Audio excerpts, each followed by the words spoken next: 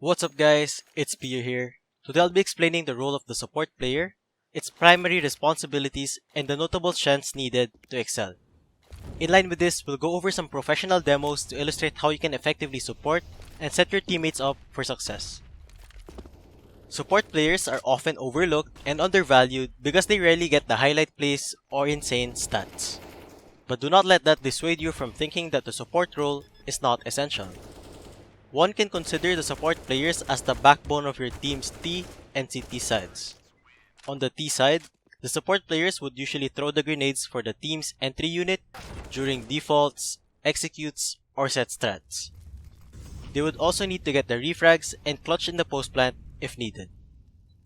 Those would be the traditional expectations, but the role is broad and can mean multiple things. For instance, a support player can also be someone that fills any of the positions that their team needs.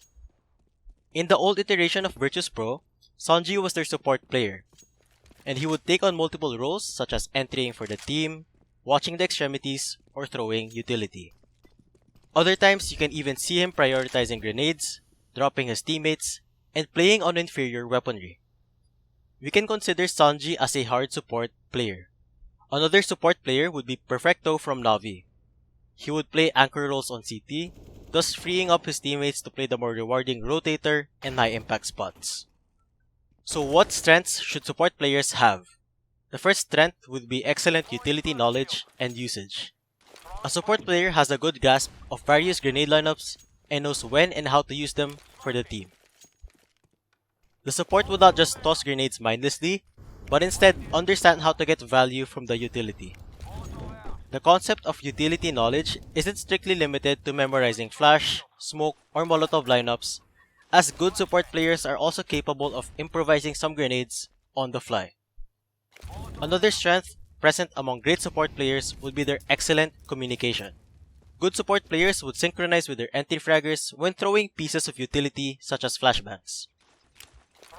One rule of thumb to follow is that you have to call the grenades you are throwing for your teammates and avoid throwing them if you haven't said anything.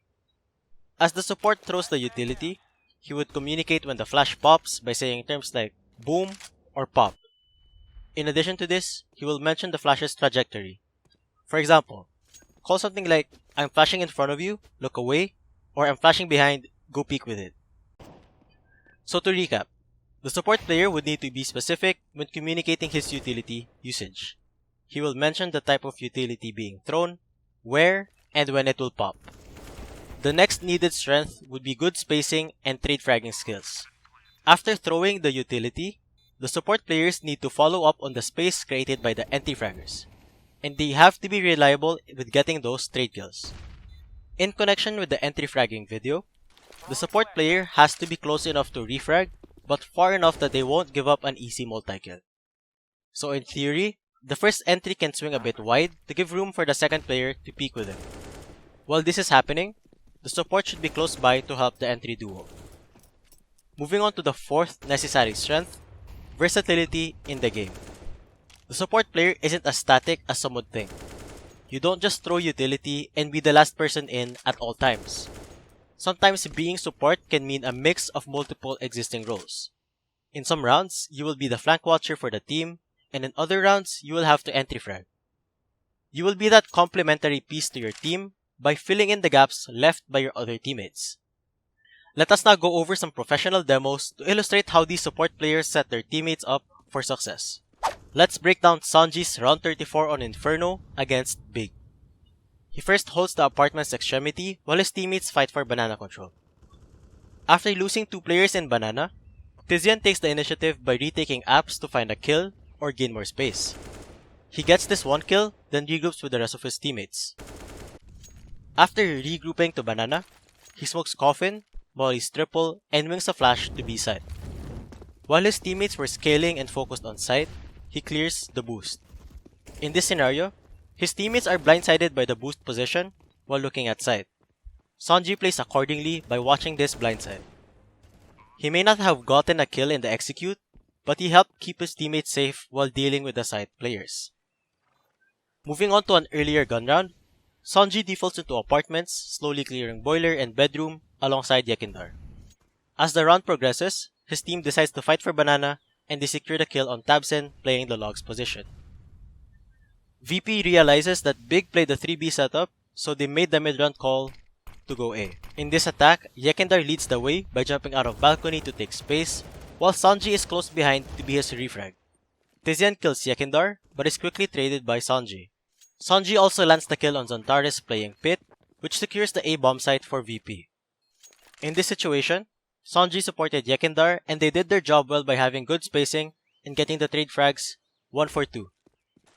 In a different match against Liquid, SANJI smokes Moto and double flashes above balcony for his teammates. These flashes blind Fallen playing on site. Fallen is able to frag Yekindar while blind, but is quickly traded by Buster. While his teammates deal with the site and graveyard players, SANJI focuses his attention on the pit player, which he kills. He sets up in the post plant by playing backside and baiting for Buster. In this pistol round, he throws the supporting utility for the A hit, holds for the pit repeak, and plays a smart post plant position. Let us now analyze another support player, which is tiziaN from Big Clan. In their pistol round against Astralis on Dust 2, tiziaN is in charge of utility with tiziaN. The team goes out A long, but waits for the double cross smokes from tiziaN and tiziaN. tiziaN smokes close CT, then tosses a high entry flash for A site, which blinds Blame F. His team finds itself in a 5v4 post plant, but due to unlucky timing and some missed shots, Glaive is able to kill Faven and run back to elevator. tiziaN makes up for this by throwing another high flash for his teammates to fight with. All the Astralis players are blinded by this flash while Big takes advantage of this. tiziaN pushes spawn and fights Zipix, while Kito finds config and Blame F. From tiziaN's flashes, he helped his teammates scale up A site and find favorable fights in the afterplan. If tiziaN isn't throwing utility or entering for his team, you can also see him holding the flanks and trying to catch lurk kills. In the 6th round against Astralis, tiziaN defaults towards B, clears the lower tunnels before holding for any upper tunnels aggression. While this is happening, his teammates are working their way towards long and short A. tiziaN eventually lurks out mid doors, finds a kill on Glaive before dying.